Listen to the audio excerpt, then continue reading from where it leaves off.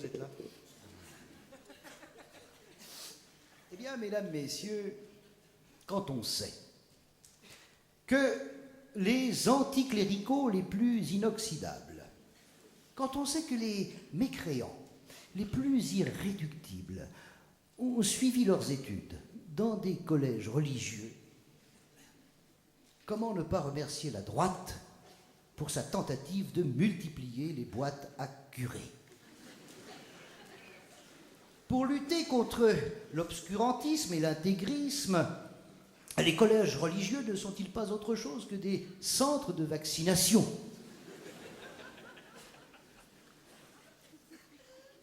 Car toute idée qui se fige porte en elle le germe de son antagonisme.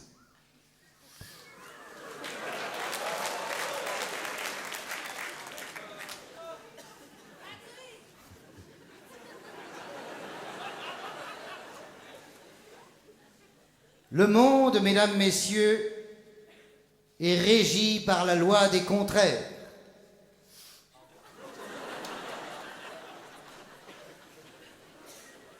Maintenant, le premier qui continue à dire que je ne cause que du sexe, je le nique.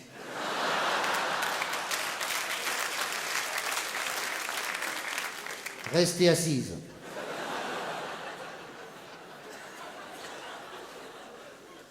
La loi des contraires, oui. Un pape s'oppose au préservatif et paf, instantanément, 2 millions de jeunes se précipitent sur la capote à 1 franc. Au point que le gouvernement, suivant sa logique anticléricale, devrait bientôt nous imposer un préservatif laïque, gratuit et obligatoire.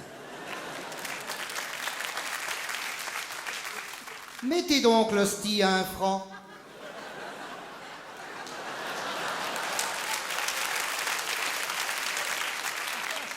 Et vous verrez si 2 millions de jeunes iront s'engouffrer dans les églises pour profiter des soldes.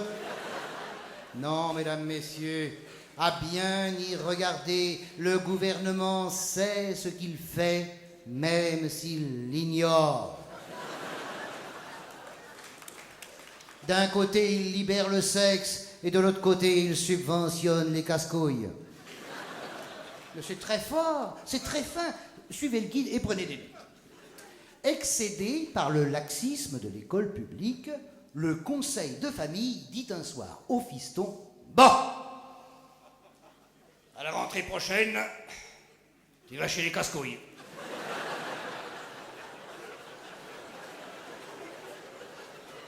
Réaction du gosse: Ouais, papa. Ouais, papa. c'est une famille moyenne, hein, c'est 4 ans d'Hélène et les garçons, tu vois.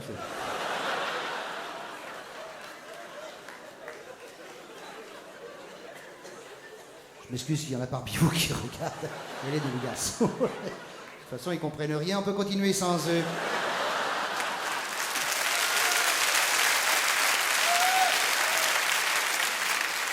Mais enfin, je ne suis pas croyant. Écoute, Gaston, à l'école publique, tu as 2 sur 20 en dissertation. À l'école religieuse, tu bénéficies d'une plus-value. Car Jésus a dit: les premiers seront les derniers.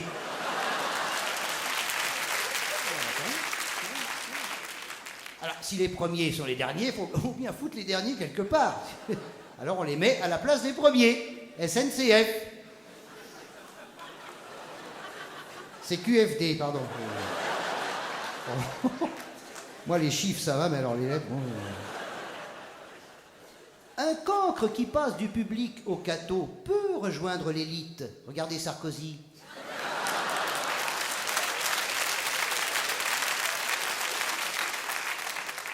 Même si en fin d'année scolaire, il retourne chez lui en s'écriant triomphalement: ça y est, 6 x 8, 144.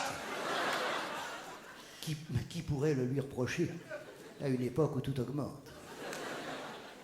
Et voilà le gosse parti en pension chez les bons pères. Et c'est là, mesdames, messieurs, c'est là, dans la moiteur froide et complice des dortoirs,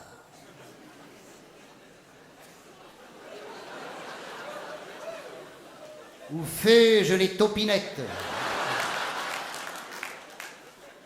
que commence le processus irréversible de déchristianisation. Nuit après nuit après nuit, le diable rôde autour des lits, plein d'odeurs légères.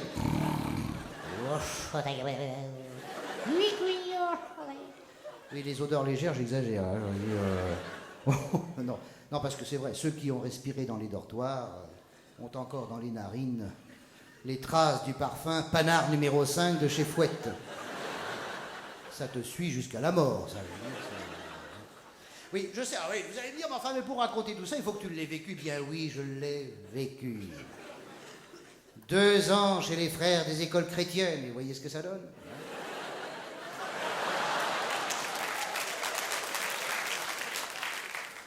Après que sur mes appétits précoces, le clergé eut baissé son rideau, j'étais un obsédé de la tringle. Et je pèse mes anneaux. Mes mots, merde.